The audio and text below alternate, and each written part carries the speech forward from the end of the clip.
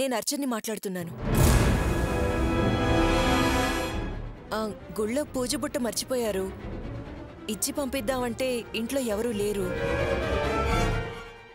నువ్వైనా అమ్మైనా ఎప్పుడైనా వస్తే తీసుకెళ్ళండి. ఏంటి? హలో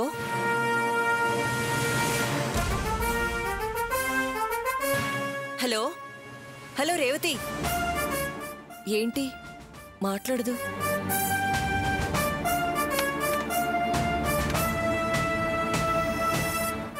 రేయ్ కుమార్ అన్నా,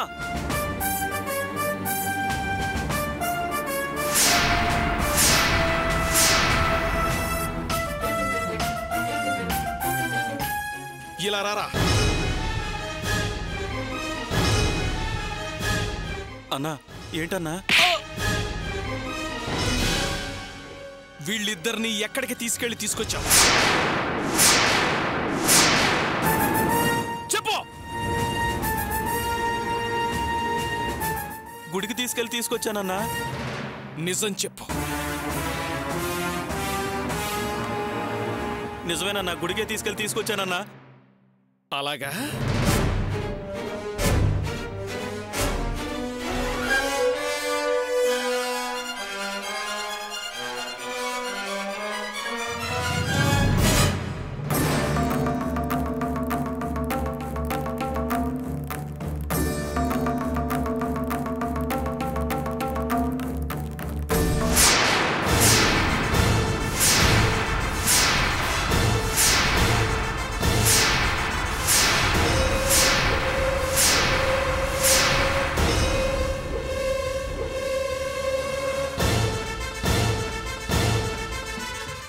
వీళ్ళని గుడికే తీసుకెళ్ళావు కదా? అవునన్నా. ఇంకెక్కడికి తీసుకెళ్లేదు కదా? లేదన్నా. నిజం చెప్పు. ఏమండి, వాడిని ఎందుకు చంపుతారండి? అసలు నిజం నేను చెప్తాను. నేను రేవతి గుడికి అని చెప్పి గోపి కొడుకు బారసాలకి వెళ్ళొచ్చామండి. నీ కూతురు మొదటి నుంచి నా మాట వింటలేదు. దాని సంగతి వదిలే. కానీ నువ్వేంటే నా శత్రు ఇంటి ఫంక్షన్కి వెళ్ళొచ్చావు? ఇదిగో ఇది పట్టుబట్టింది. మీరిద్దరు మొండి వాళ్లే కదా. ఏంటి వాగుతున్నావు? నాన్న, ఏంటిది? నా మీద కోపం అమ్మ మీద చూపిస్తున్నారు. కావాలంటే నన్ను కొట్టండి. కొట్టలేక కాదు, నీ కడుపులో వారసుని మోస్తున్నా. వాడికేమన్నా అవుతుందేమో ఆగాను కానీ లేక.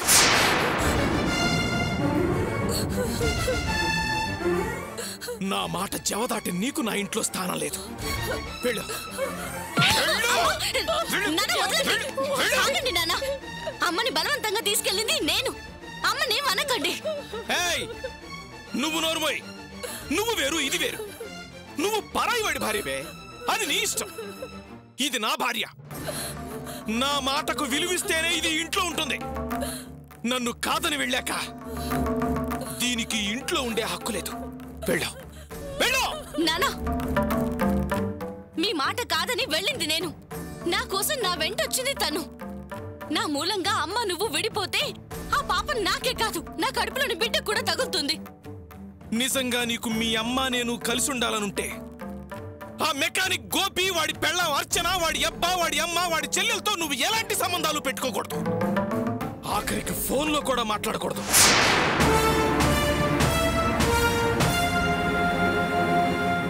దీనికి సరే అంటేనే మీ అమ్మ నా ఇంట్లో ఉంటుంది. లేకపోతే దీనికి నాకు ఎలాంటి సంబంధం ఉండదు, ఎప్పటికీ ఉండదు. సరే నాన్న, మీరు చెప్పినట్టే వింటాను. దయచేసి అమ్మని క్షమించి ఇంట్లో ఉండమనండి. నువ్విచ్చిన ఈ మాటతో వదిలేస్తున్నాను. మళ్ళీ నన్ను మోసం చేసి మీరు పరువు తీయాలని చూశారో ఇక క్షమాపణలుండవు. నరికి పోగులు పెడతాను. మళ్ళీ వెళ్ళండి. పదమ్మా. అన్నా, నన్ను క్షమించన్నా. ఇంకోసారి ఇలాంటి తప్పు చేయనన్నా.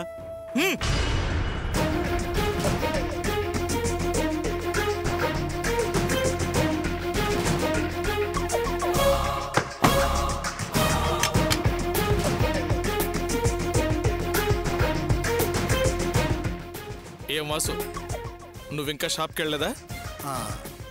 మీతో ముఖ్యమైన విషయం చెప్పి వెళ్దామని ఉన్నాను మావయ్య. ఏంటది? నిన్న మా అమ్మా నాన్నని కలిసి వచ్చాను. నువ్వు ఆ ఫంక్షన్కి వెళ్ళావా?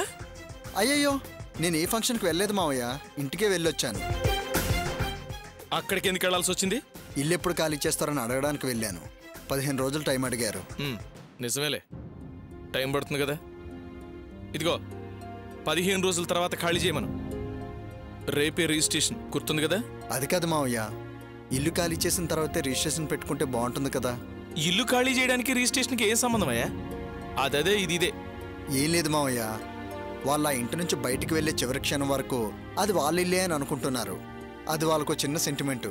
వాళ్ళ ఫీలింగ్స్ వాళ్ళకు ఉంటాయి కదా. ఏంటయ్యా ఈ పని? అనుకున్న దగ్గర నుంచి వాయిదాల మీద వాయిదాలు పడుతున్నాయి. ప్లీజ్ మావయ్య, జస్ట్ 15 రోజులు ఓపిక పడితే అంత సక్రమంగా జరిగిపోతుంది. సడన్గా ఖాళీ చేయిస్తే వాళ్ళు బాధపడతారు. నాకు కూడా అలా చేయడానికి మనసు రావటం లేదు. ప్లీజ్ మావయ్య, నా కోసం ఒక్క 15 రోజులు. సరే, 15 రోజులు ఆగి పని పూర్తి చేద్దాం. ఇంకో ఇంపార్టెంట్ విషయం చెప్పండి మావయ్య. నువ్వు ఓసారి వేటపాలెం వెళ్ళి జీడిపప్పు బల్క్గా పర్చేస్ చేసి తీసుకురావాలి. సరే మావయ్య. నువ్వు షాపు బయలుదేరు. వస్తాను మావయ్య.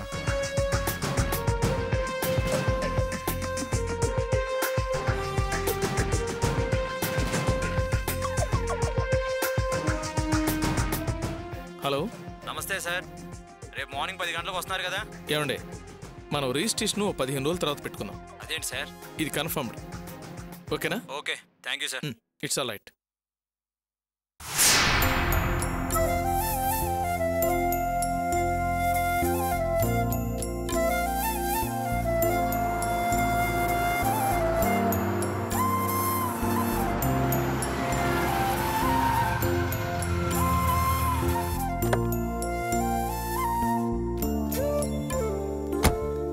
ఎరా బావా, పొద్దున్నే వచ్చేసావు? అవునరా, నేను ఒక బైక్ గురించి చెప్పాను కదా, వెళ్ళి చూసొచ్చాను. బండి మంచి కండిషన్లో ఉంది. పెద్దగా తిరిగింది కూడా ఏమీ లేదు. రేటు కూడా చాలా తక్కువ చెప్పాడురా. నువ్వు వస్తే వెళ్ళి ఫైనల్ చేయొచ్చని వచ్చాను. అసలు బైక్ ఇప్పుడు వద్దనుకుంటున్నాను రా. ఏరా, ఎందుకొద్దు? మన బారసాలకి బాగా ఖర్చు అయింది. ఆ మిగిలిన డబ్బుతో ఈ బండి రిపేర్ చేసి ఈ బండి మీద లాభంతో బైక్ కొందాం. ఏమంటావు? నువ్వు చెప్పేది కరెక్టేరా. సరే, ముందు ఈ బండి రెడీ చేయి. నేను కిరాయికి వెళ్ళి వచ్చాక మళ్ళీ ఈవినింగ్ కలుస్తాను. సరే. సరే, బాయ్.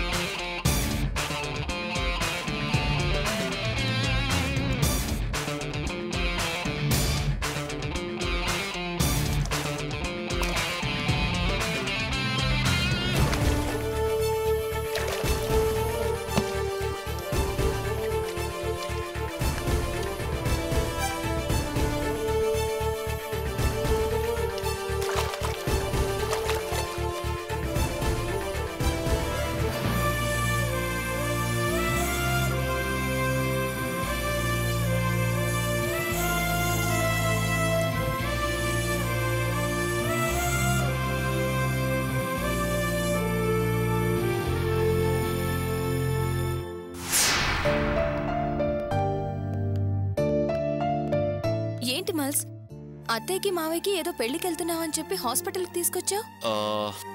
మనం హాస్పిటల్కి వచ్చే విషయం వాళ్ళకి తెలియకూడదు, అందుకే వాళ్ళతో అలా చెప్పాను. ఎందుకు వాళ్ళకి అబద్ధం చెప్పి నన్ను ఇక్కడికి తీసుకురావడం? కాస్త అర్థమయ్యేటట్టు చెప్పు. నువ్వు నేను అమ్మ నాన్న కావాలి, మన వంశానికి వారసుడు కావాలి, దానికి ఒక ఏర్పాటు చేస్తానన్నాను కదా, అందుకే తీసుకొచ్చాను. కమ్. Excuse me. చెప్పండి సార్. ఐఎమ్ మల్స్. I got appointment doctor Sandhya. Can I meet her? మీ గురించే వెయిట్ చేస్తున్నారు, వెళ్ళండి. Okay, thank you. వెల్కమ్. రా Kavya. May come in madam? రండి రండి, మీకోసం ఎదురు చూస్తున్నాను, వచ్చి కూర్చోండి. రా కూర్చో.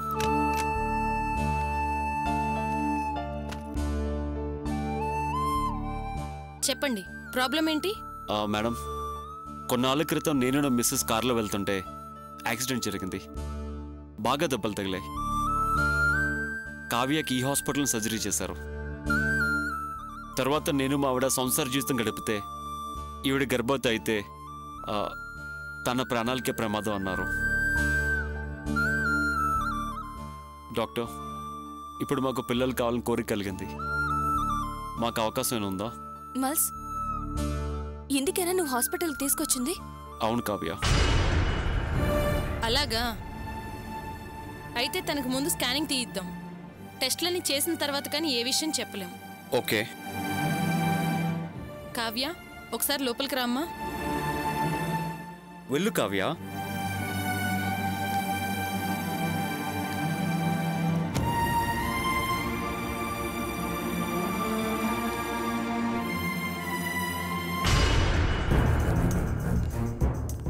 ఏమే విజయలక్ష్మి, మల్స్కి కావ్యకి గుడికని చెప్పి ఇక్కడ తీసుకొచ్చావేంటే? మనం ఇక్కడికి వచ్చే విషయం వాళ్ళకి తెలియకూడదని అలా చెప్పాను. వాళ్ళకి అబద్ధం చెప్పి ఇక్కడికి రావాల్సిన అవసరం ఏంటి? వాళ్ళకి సంబంధించిన నిజాలు చాలా తెలుసుకోవాలి.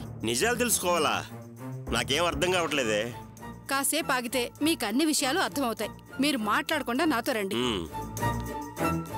అమ్మా చెప్పండి. మేము డాక్టర్ గణేష్ గారిని కలవాలి, అపాయింట్మెంట్ కూడా తీసుకున్నాం. పేరండి? విజయలక్ష్మి.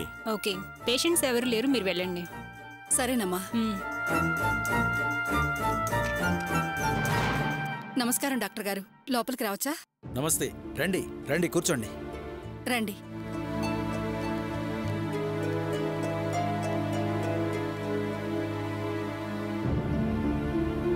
నా పేరు విజయలక్ష్మి, ఈయన మా వారు. నమస్కారం అండి. తెలుసండి, మీరు మల్స్ పేరెంట్స్ కదా? అవునండి. మల్స్కి వాళ్ళ మిస్సెస్కి యాక్సిడెంట్ అయి వాళ్ళు ఇక్కడ అడ్మిట్ అయినప్పుడు మిమ్మల్ని ఇక్కడ చూశాను. సరే, మీకు ఒంట్లో బాగోలేదా? అసలు సమస్య ఏంటి? మా ఆరోగ్యాలకేం డాక్టర్ గారు, మా అబ్బాయి కోడల గురించి కొన్ని విషయాలు తెలుసుకుందామని వచ్చాం. చెప్పండి, మీకు కావాల్సిన ఇన్ఫర్మేషన్ ఏంటి? యాక్సిడెంట్ తర్వాత మా అబ్బాయి కోడలు పిల్లల్ని కనే అర్హత కోల్పోయారని విన్నాం. అది నిజమేనా డాక్టర్? ఎవరన్నారు? అలా అని మీతో ఎవరు చెప్పారు? ఎవరన్నారని కాదు కానీ అది అసలు నిజమేనా డాక్టర్? చూడండి, మీకు మీరు ఎవరెవరి మాటలో విని ఏదేదో ఊహించుకుని వచ్చి మమ్మల్ని ప్రశ్నిస్తే మేము సమాధానం చెప్పలేం.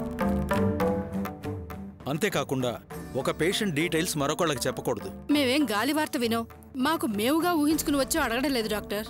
మా అబ్బాయి ఆ మాట మాతో అన్నాడు, అందుకే మేం నిజమో అబద్ధమో తెలుసుకోవడానికి వచ్చాం. ఏంటి, మల్స్ మీతోటన్నాడా? అవును డాక్టర్ గారు, చెప్పవలసిన పరిస్థితి వచ్చి నిజం చెప్పాడు.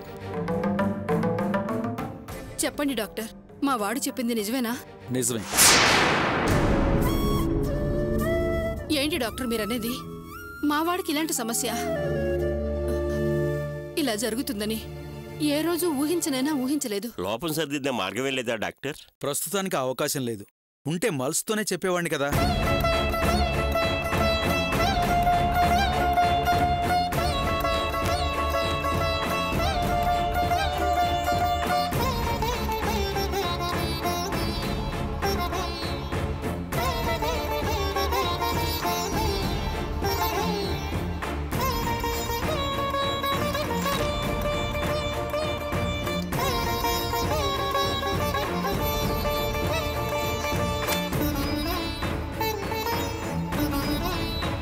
యాక్సిడెంట్లో తన గర్భసంచి బాగా దెబ్బతింది.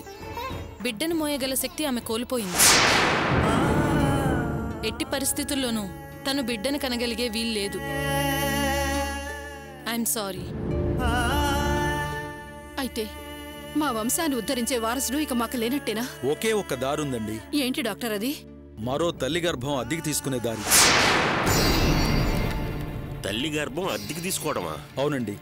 మల్స్ వీర్యకణాలను ఫలదీకరణ చేసి మరో అమ్మాయి గర్భంలో ఉంచి పెంచడం ద్వారా వారసుణ్ణి పొందొచ్చు. ఉన్న మార్గం అదొకటే అంటున్నాను. కావ్య బిడ్డని కనలేని పరిస్థితిలో ఉంది కాబట్టి మల్స్ ద్వారా ఉన్న ఛాన్స్ అదొక్కటే. అయితే మా అబ్బాయిలో లోపం లేదా? ఉన్న సమస్యలా మా కోడలదేనా? ఏంటమ్మా, మల్స్ అన్ని విషయాలు చెప్పాడన్నారు, మళ్ళీ ఇలా అడుగుతారేంటి?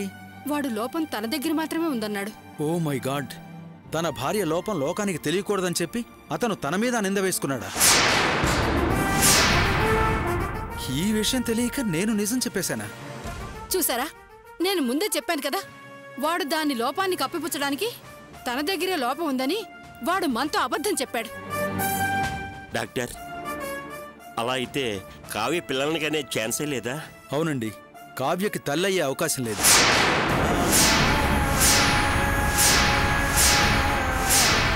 మరో దారి ఏదీ లేదండి.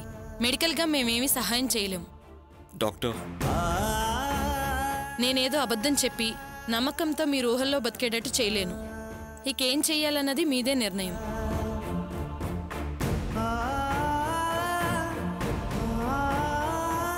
మల్స్, ఇప్పుడు పూర్తిగా కన్ఫర్మ్ అయిపోయింది కదా, ఇకనైనా నా మాట విని ఇంకో పెళ్లి చేసుకో ప్లీజ్.